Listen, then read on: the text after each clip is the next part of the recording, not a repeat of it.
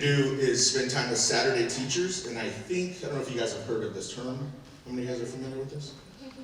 So I think it started, right, Corey? Started with Corey and John Cribbo. We were nearby, Simi Valley. I don't know where I'm at, but I'm going to point somewhere. I'm going to point that way.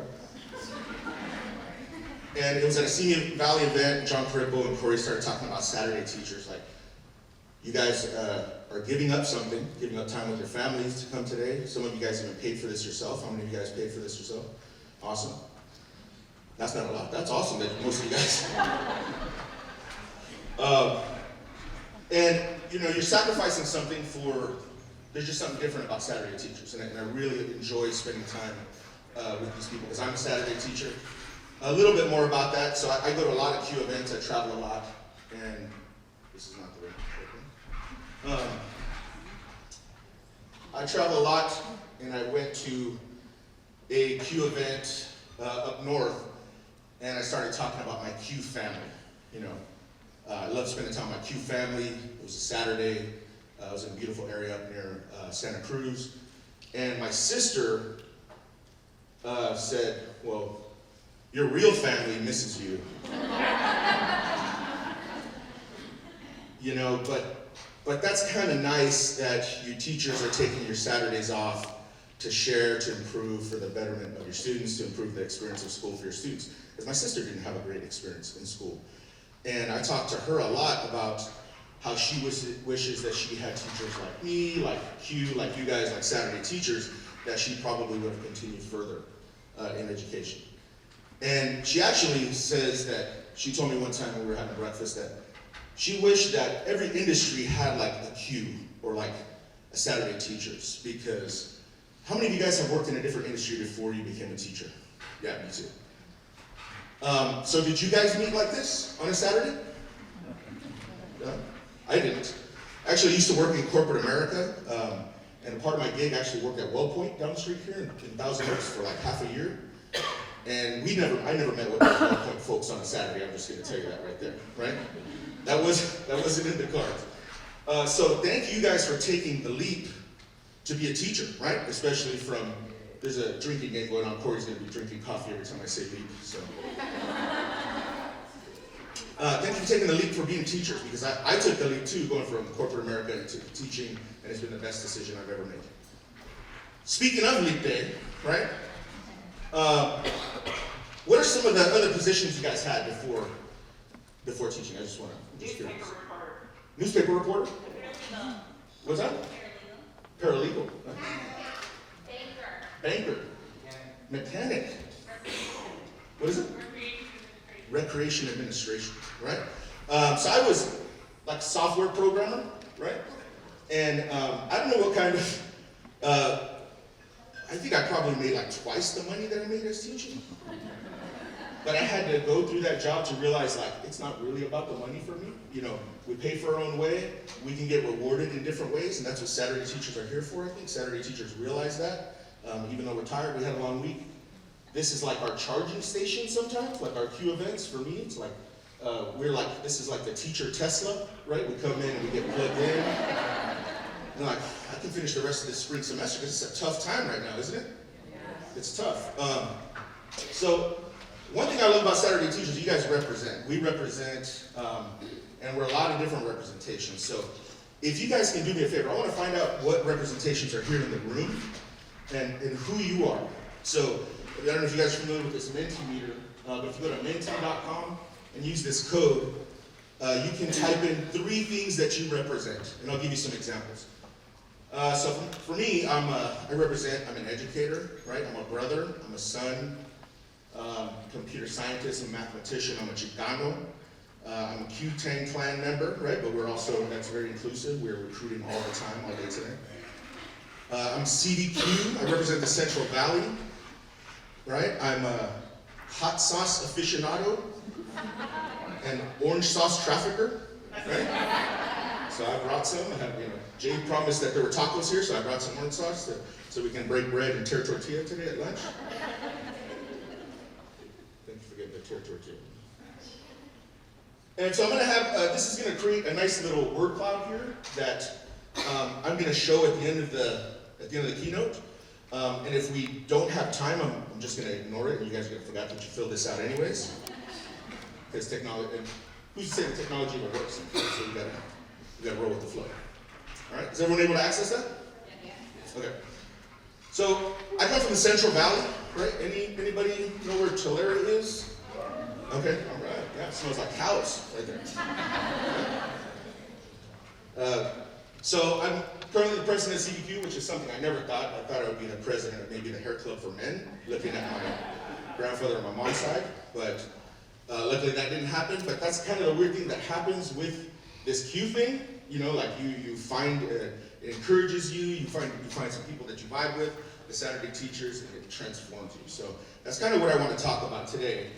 And I really want to talk about this idea of multiple representations.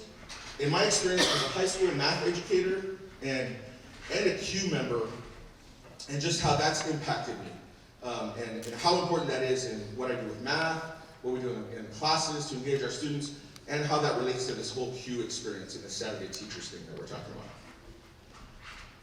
So as soon as I mention math, I know like some people probably tensed up. Yeah? I think, is math a trigger for some people? Yeah. Yeah, some people, I know. You don't even have to answer that because I taught math for 15 years and I know that, right? I didn't understand why it was triggering people because I learned how to play the game in school. But math causes anxiety, high anxiety. It causes just roadblocks, and it causes people to even choose their own majors and careers based on the least amount of math that they can take to get there. Right? I've seen that happen. I've talked to people.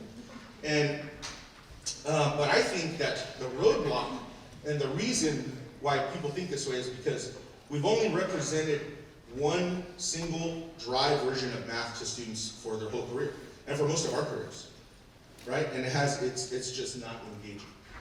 So it's been this really gross misrepresentation of math that students have been given, right? Walk in class, do a bunch of worksheets, disconnected. There's no context in the problem.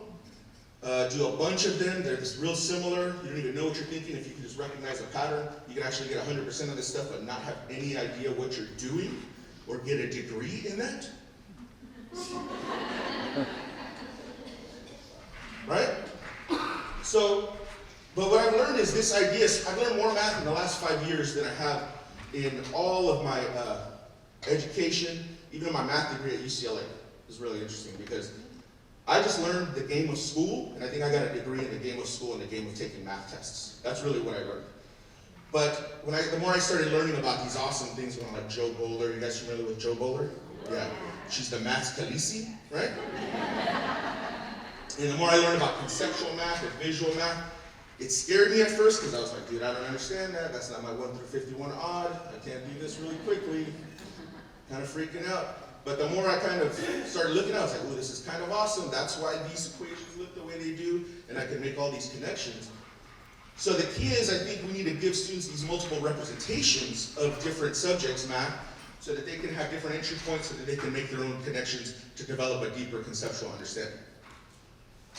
For example, there's a lot of really amazing ways to represent math in a multiple of ways. So you guys familiar with the 3-act math tasks? Okay? So if not, this is something that Dan Meyer started, and it's that math should tell a story, right? And you watch a video, this is the first task, and you have 2 simple questions that you can answer, what do you notice and what do you wonder? So I'm gonna play this video, hopefully the sound works. So I'm there on the beach with my friend Ben when we notice a taco cart up the road. Ben wants to walk straight over, but I'm thinking we walk a lot slower in the sand than we do on the street. So I say we walk straight to the street and then down the street to the cart. So we went our separate ways.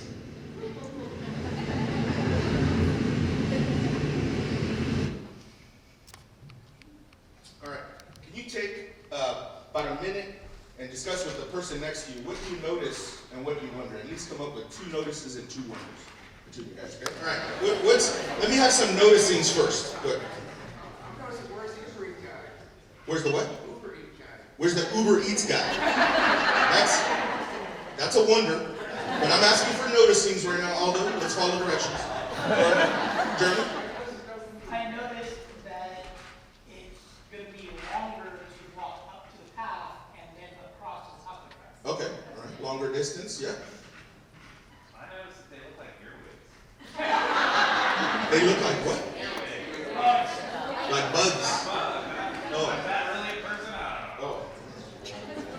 Courtney. You notice there's lines there? Yeah, there's some. I noticed it's a real world situation. It's a real world situation. I want those tacos. I want those tacos too. Let's meet at lunch. Yes. So there was someone over here. Yeah. How did they get there to start with? How did they get there? Sorry.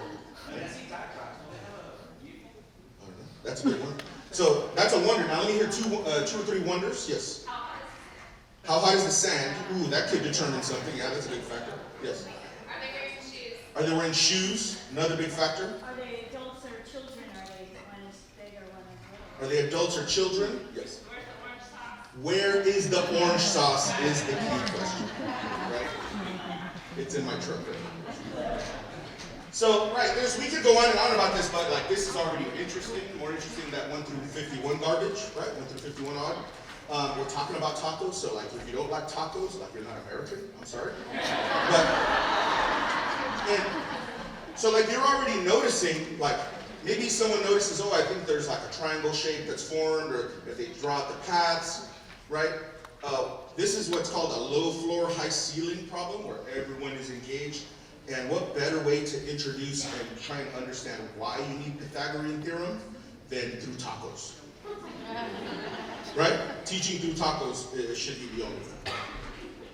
So you can take this as far as you want. There's another really awesome representation of math that Mary Barassa from Canada has this website called Which One Doesn't Belong. You guys familiar with that? WODB.ca, so because they're from Canada. So where you're just looking at four shapes, normally they're like graphs or geometry, but I have a little obsession with the orange stuff, so you can already tell. So a student has to pick a corner, pick a quadrant, and decide which one of these doesn't belong, but they have to justify why it doesn't belong. Right? So you can easily look, at the top left, and the student can say, well, that one is the only one, the orange sauce, that's wearing a tie. And it's actually the only one where orange sauce is being taken over in the picture in the taqueria where it's from in San Jose at La Victoria's. The top right is the only one that doesn't belong. It's the only one that's taken in portrait mode, right? And it could be turned into a 3D photo on Facebook, maybe. Bottom left is the only one that actually has tacos in there, right? And I'm not gonna touch the bottom, but I'm not gonna take that leap today, right? So one of my favorite multiple representations is by an amazing lady named Fawn Nguyen, right? Okay, if Joe Bowler is my Khaleesi, Fawn Nguyen is what's the daughter? Aria. Fawn Nguyen is Aria. If Joe Bowler is Khaleesi, Fawn Nguyen is Aria, like a MF. So, visual patterns. Fawn has this amazing website, visualpatterns.org, where she has students look at patterns and say, what does the next shape look like? Draw it. How many squares would there be in the 10th step, 25th step, the nth step, the X step, whatever you want to call it? What would the 0 step look like if that was the first one? Getting them to explore and learn what growth looks like in equations, what linear growth looks like, what quadratic growth looks like, where all of these functions and formulas come from, and what each piece and coefficient means. This scared the crap out of me, to be honest, when I first started, because I didn't know that this was math. This looked so far beyond what I've seen from the game of school that I was playing and the game of math that I was playing.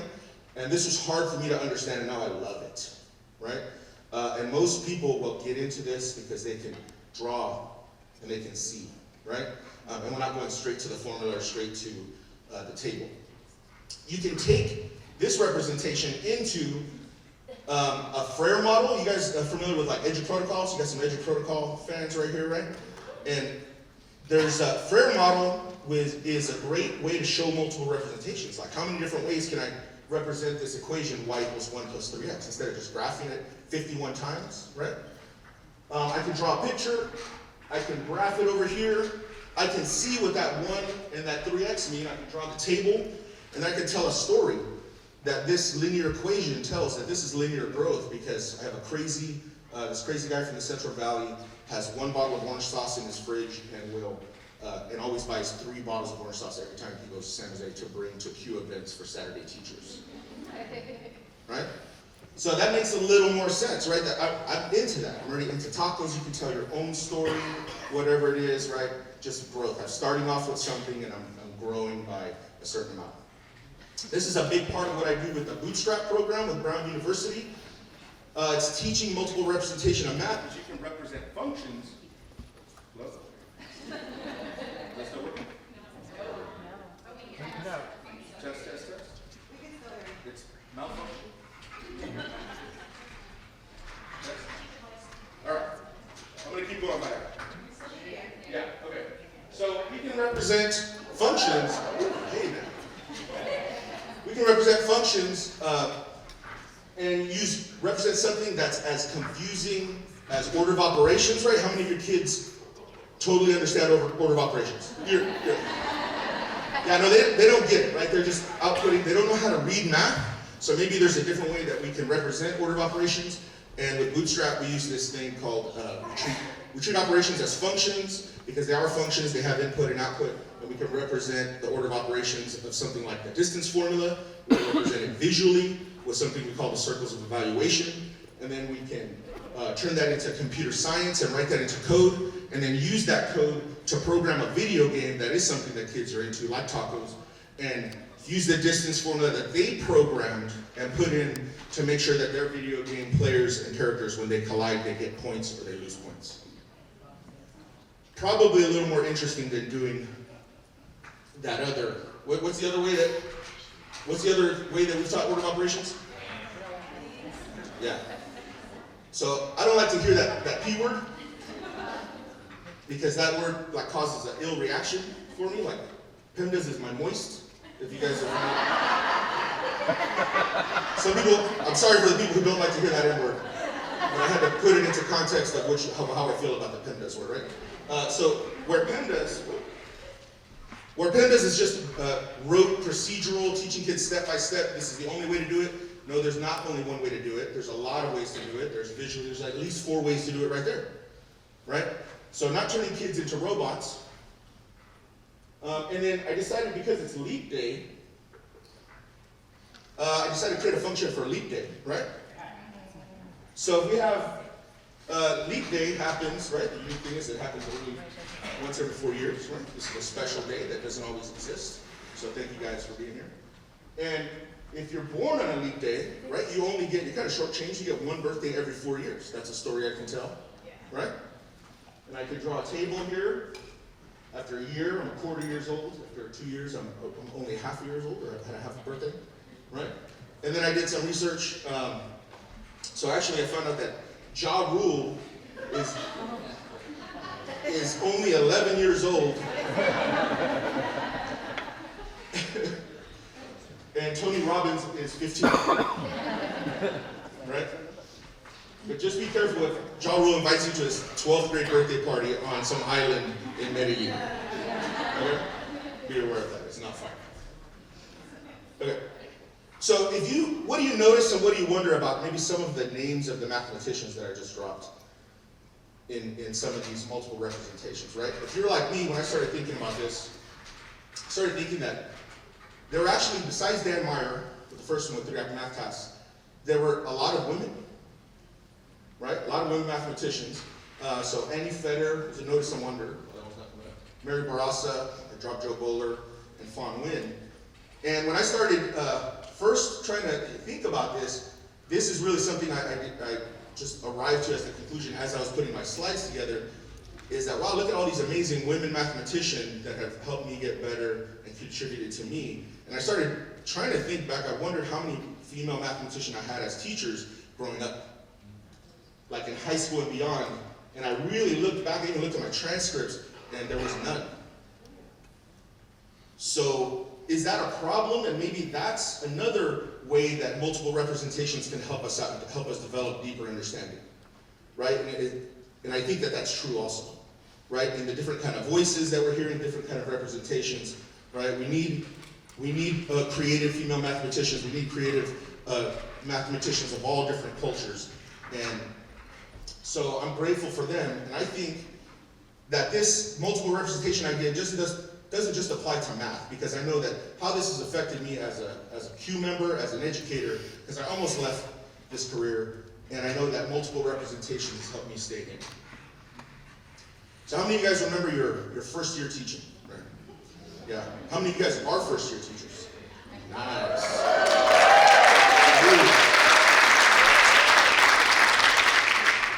Now, how many of you Q folks who've been in Q a while wish you would have introduced your Q to your first year teacher self, right? Yeah, so I'm gonna raise my hand because I taught 8 years before I got introduced to Q, and that was 8 years of just kind of not Saturday teachers, you know. And it could have saved me a lot of pain, a lot of loneliness, to be honest, a lot of, you know, and it could have made me look more creative early on in my career, I'll be honest, because I get to glean from some people like this. So my first 8 years, I like to think of my career as the BC, teaching BC. Because before Saturday teacher, before Q, it was pretty archaic. My classroom was pretty traditional. It was basically what I had been taught in, the cemetery row seating, right? Sit in rows. Silent obedience will get you everywhere. Just don't argue with your teachers. You know, the pedagogy was of practice was this I do, you do, we do mind control, right? So that's all I did. All of the PD that I went to was like a textbook training, like AB 466 or some weird kind of training like that. That was the kind of PD I went to. I basically was just following lockstep through my textbook because that's what I knew. And so I was going 1.1 through 1.2, assigning all of those odd problems, or the even ones if I didn't want my students to have the answers in the back of the book. I had one representation of a PLC. So like 8 years ago, like PLCs weren't really the buzzword and the thing that they are now, but my PLC was our staff room. And the staff room was, it didn't have the Saturday teacher vibe, if you know what I'm saying? Like, it was pretty toxic. I would walk into the staff room, hey, what's going on? Ready to eat up my tacos? And then I would hear all the negativity. I'm like, yeah, I'm just gonna walk right out of here. I don't want to be hearing that stuff, right? So I would go, I didn't feel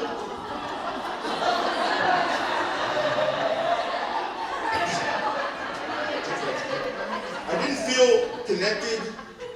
Like my 8th year of teaching, I was like, did I make the wrong mistake? Should I go back to work for WellPoint and, you know, the software company so I can do that programming thing again? Like, did I make the wrong choice? Because I didn't feel effective. I don't know what happened. I watched Stand and Deliver like 8 times before I started. Right? And I would go and heat up my tacos in the break room and then go and eat my tacos marinated with tapatio and tears, right? Because I didn't have orange sauce yet, right? But that was until I had my first experience. I went to San Diego and I went to this ISTE thing, but then I met a lot of these Q people, and I was like, oh, these people are kind of different.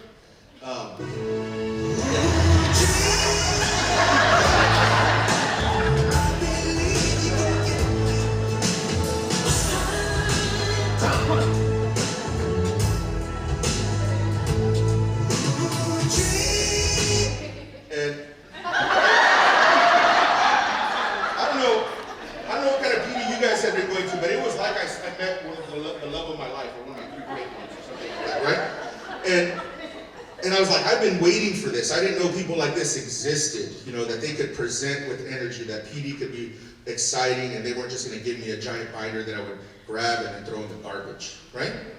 Right after I left. So I don't know what your first Q experience is, but for some of you guys that are your first time, like, be ready for something, because I know like my first day, I got an Instagram, I learned what a hashtag was from Nicole Delicio.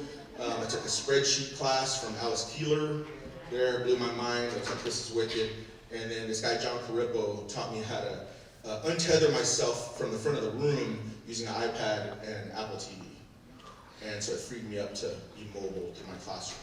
And I was like, man, I bought an iPad, bought the Apple TV, paid for all that stuff myself, and it changed the game. I was like, this is cool, I want some more of this, right? I feel like I just leveled up. I came back, and I realized that there was a different representation of PD, that I was about to leave education until I found my Saturday teachers, and I realized that it could be different, that I could get something, I could get a PD and learn skills that I can use on the following Monday that are useful, right? From someone that's doing the work, not someone who hasn't been in a classroom in like 15 years, right? I'm sensing you guys have been in that PD also, right?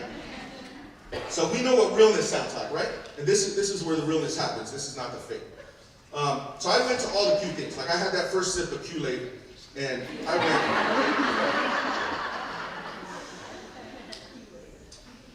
I sipped the Kool-Aid, and I just started attending like fall Q. I went to the spring Q thing. I was like, oh, there's a Q roster in the summer. Okay, I'm gonna do that in the summer.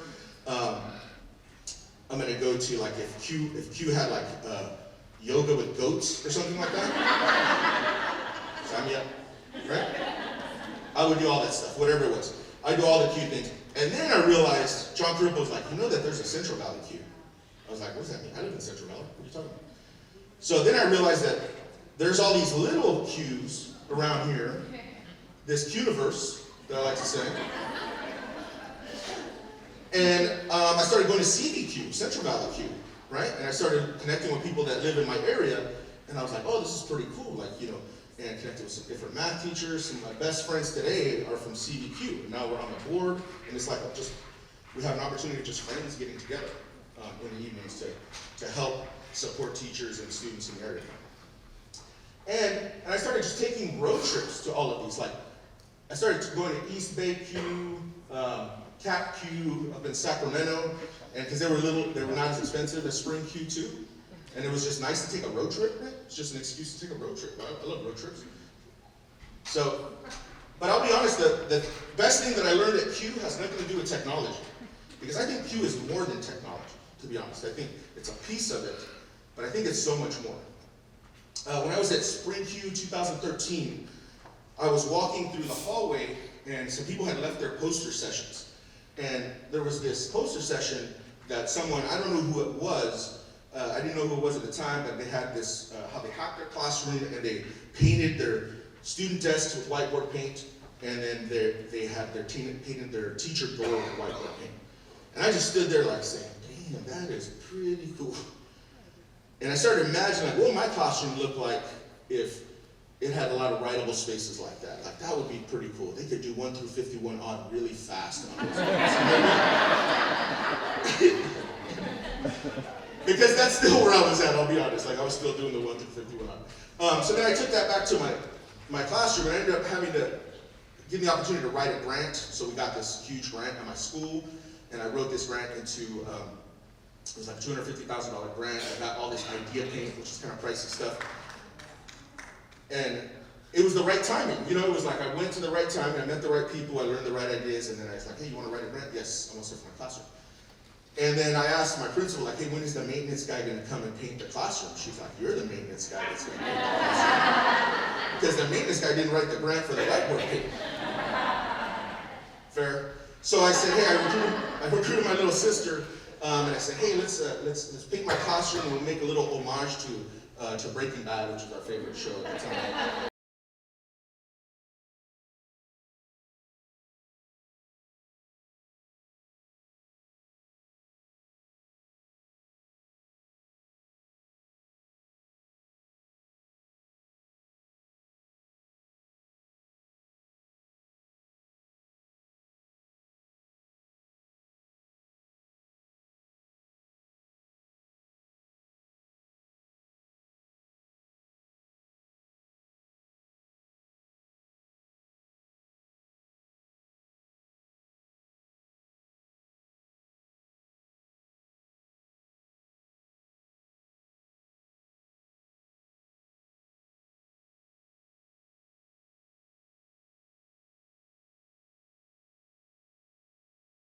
To help me paint my classroom, and a new day was coming for sure. The people that were changing was definitely me, but really the people that were changing were my students.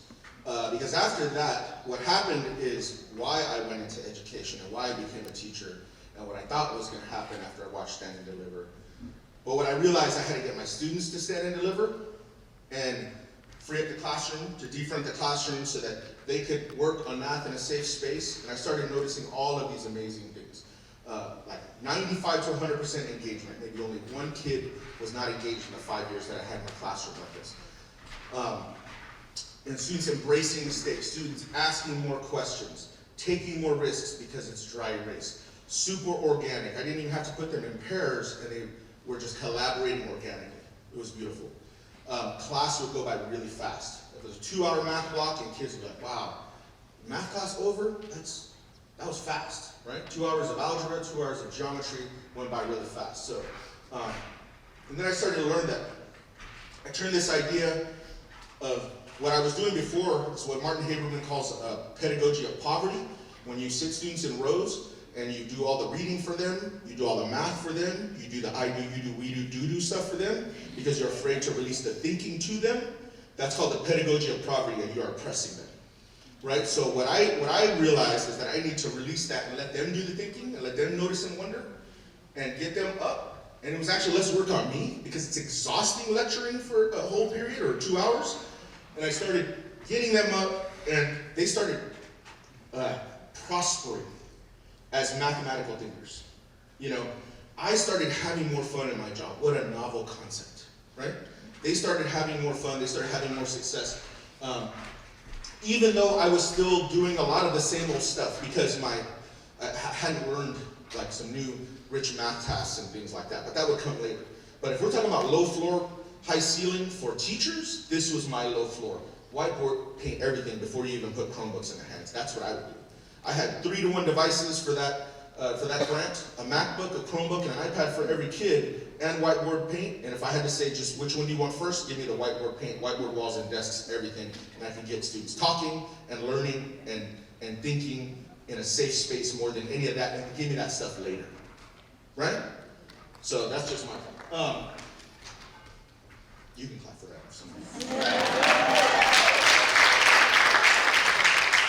And then one of the beautiful side effects is I started noticing all of these artists that were in my classroom because I had all this drawable space that one of my students, Sayla, drew Vincent van Gogh's Starry Night with 4 or 5 different marker colors on the wall for back to school night. And they tagged it with graffiti, writing all to present their classroom to their parents. That was the easiest back to school night ever because it was their classroom, because it is their classroom. It's not ours, right? And I needed to adopt a minimalist, which is hard to do, to declutter, right? Marie Kondo the heck out of that classroom sometimes.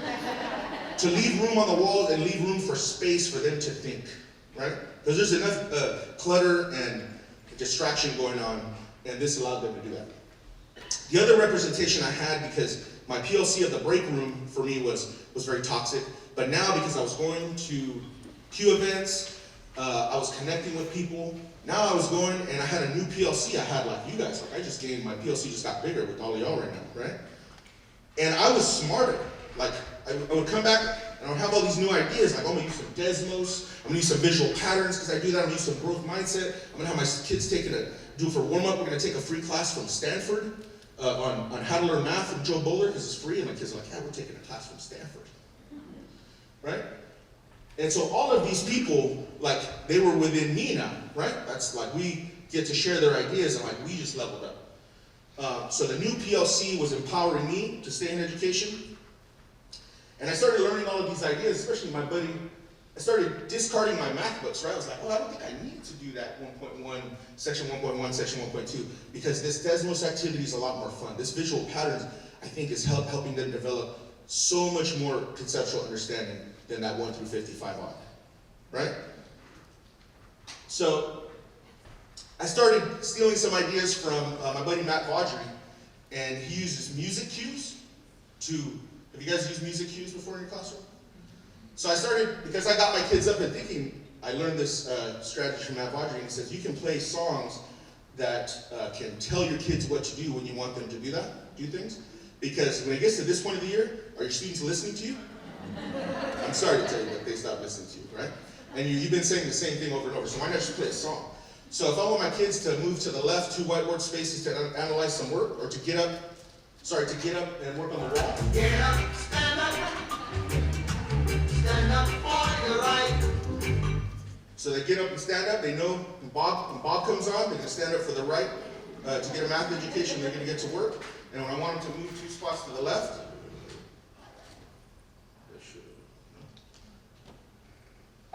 Get up.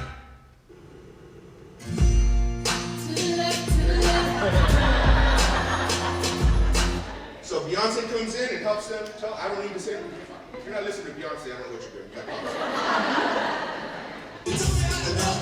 I have them gallery walk and take a look at everyone's work.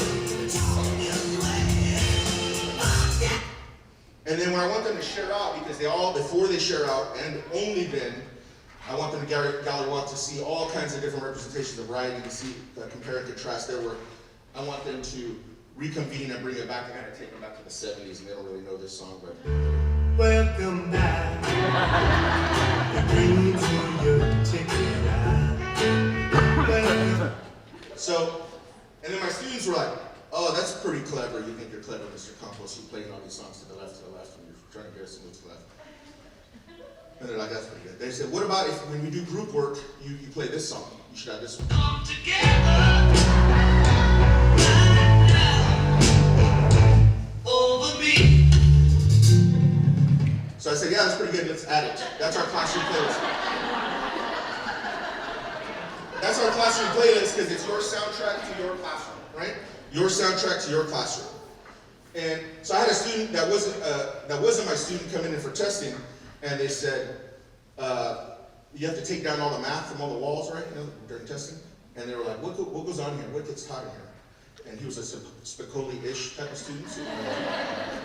And I said, I don't know, what do you think is taught in here? And he was like, it's like music or math, or music or art. And I was like, that's pretty close. It's math. Because do math kids not deserve a creative space? You want them to create the 4 C's to create, collaborate, communicate, and have critical thinking. We got to give them the space for that, right? Like all of our classes should look like art classes. So I changed the representation of my math class. So my math class started to look like an art class, a language class, a music class, because I was learning. Actually, it freed me up because I started to learn like some of my students that were from different countries, I would learn some of their phrases and things like that, and some of their religions. Like, there was just a whole lot more conversation going on in a low-stress environment, talking about hip-hop, poetry. And so, when I checked for understanding before, this is what I had to do. And honestly, the only reason I used to do this is because an administrator will walk into my room and have a checklist on a CFU. Because I'm looking at that, and how many of those answers can I see in like 5 seconds? Only one. Only one. So I'm not checking for understanding, right? But with this, I could check for understanding like a boss. Right? And I could get my steps in at the same time. Right? But how often, and how do we make time for, we're always told, like, how do we make connections with kids? How do I make that time? How do I make that time to do that? Well, you're not going to make the time lecturing the kids for the whole period. That's for damn sure. Right? And I couldn't do that. So this at least helped me to get to know my students, defronting the classroom, music cues, getting to know them, finding out what they like as they're working. Right? So it's one way of doing it. And I would find out a lot of interesting things from my students.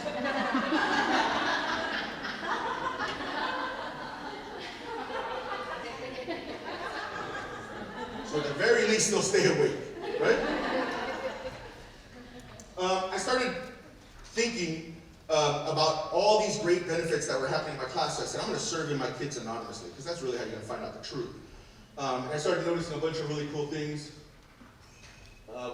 My students would say, I get what helps me reduce anxiety. When I get major anxiety flares, I can write on their desks. Right? That's better than any test score I've seen, to be honest. Right? If I'm decreasing anxiety in the math class, I feel better to work on the walls and desks, just being able to move around the classroom. It makes me so much calmer and less stressed out. This is by far the best class I take. Plus I've been Campos. There's a couple of other ones. Season of focus. This is my favorite one. If a math class gives us students opportunity to do more than just be lectured, then we'll be more interested in learning. If we as students are more interested in learning, we'll most likely do better in school and have a chance for a brighter future. If students have a chance for a brighter future, then so does America. Right? The work we're doing is important, right? Saturday teachers, we need us. One of my students, Serena, would say, man, Mr. Campos, I want to be a math teacher when I go to school, and I'm going to go to that Q thing that you go to. Because when you come back, you're like excited, and you try new stuff all the time. But not all my teachers are always trying new stuff. They're still doing 151 odd. And it got so bad, like I started going to the Q, drinking the Q-Late too much, that my buddies Matt and John would tell me, like, dude, you need to stop coming to our sessions. Like, they're like, you need to start presenting and start sharing. And I was like, no, dude, I'm not a presenter. I'm not a presenter. I'm a learner. I come, I get the stuff from the presenters, and I take it back to my students, and it makes me look cooler. That's what I do. And I said, I don't have any original ideas, right? But what ideas are original anyways, right? There are no original ideas nowadays. Everything is a remake. And I think, I'm a fan of Bruce Lee's philosophy, that what we do as teachers is we absorb what's useful, we reject what's useless, because we've been to a lot of useless PD, and we add what's uniquely our own. So as you guys attend your sessions today, like you're gonna see a lot of great presenters presenting a lot of amazing things, but we know that you can make that stuff better, right? And you have your own remix and tweak that you can add to it, because you have different students, you have a different personality, you have a different style, right? So we need you to do that. How many of you guys are presenting today? Yeah, give the presenters a round of applause. Saturday teachers that volunteer to present and take the leap to present, right? Taking the leap sometimes. How many of you are presenting for the first time? Yeah.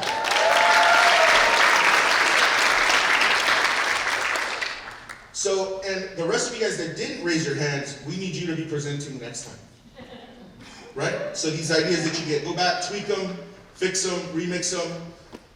There are no new ideas. I realized after I shared this last time that I found out someone on Twitter, Robert Provost, if you guys know who that is, he's the president of Silicon Valley Q. After I shared this, one time he said, I think that was my poster session that you walked by, and that was my classroom. And so we started messaging. I was like, really? And he sent me a picture. I was like, that's exactly the thing I saw. But you weren't there. He was like, yeah, I think I was by the pool or something like that. It's nice. And he said, he goes, that makes me feel good because I'm not in the classroom anymore. I'm working in management. And it feels really good that something I did and experimented with in the classroom still had a ripple and affected students somewhere down the line. And now you're sharing those ideas and people are taking some of these simple, easy to use ideas, and that ripple keeps going and affecting. Because we don't know how our words and how our ideas can impact. Just share them, right? Take that leap. And it's easy to take that leap because you don't have to go to big fall Q or spring Q, because you can just, you can start presenting. That's how I started presenting at CVQ. I was like, no, I'm going to go over here. Actually, the first session I went to was San Gabriel Valley Q, because I said, man, if it really sucks, I don't want to do it in front of anybody that I know.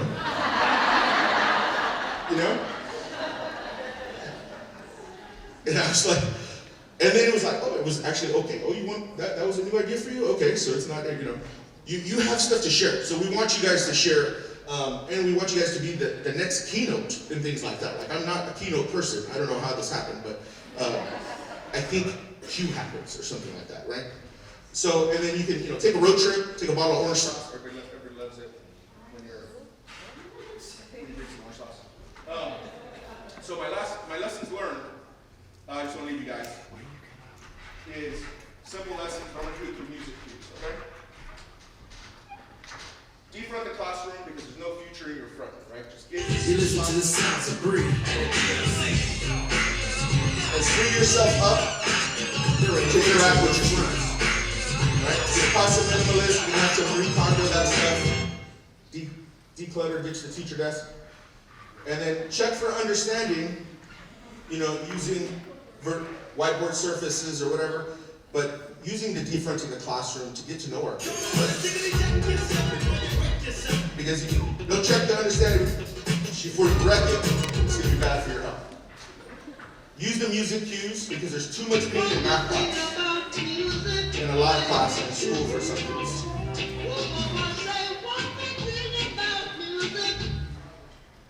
And then whiteboard everything, but even if you don't have whiteboard paint, I've got some good options for you at a discount that you can do it at a low budget if you're balling on a budget.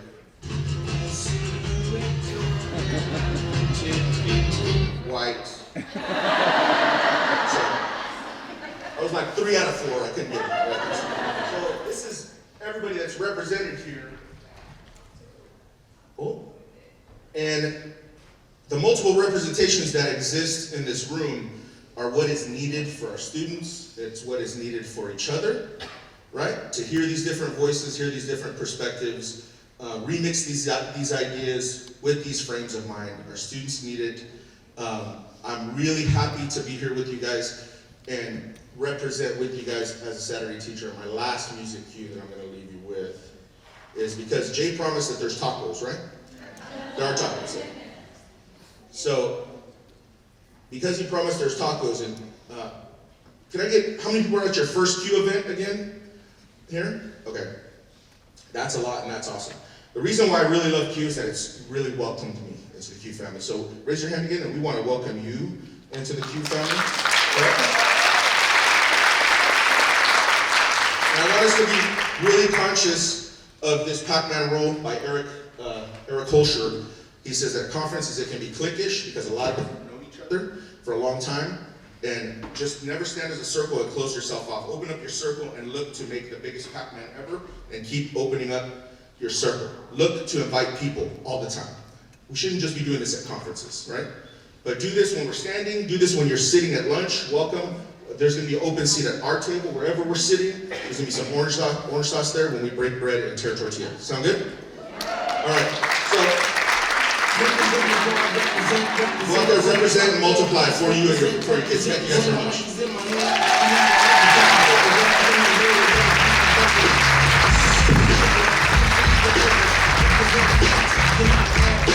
All right, give it up for Ed one more time.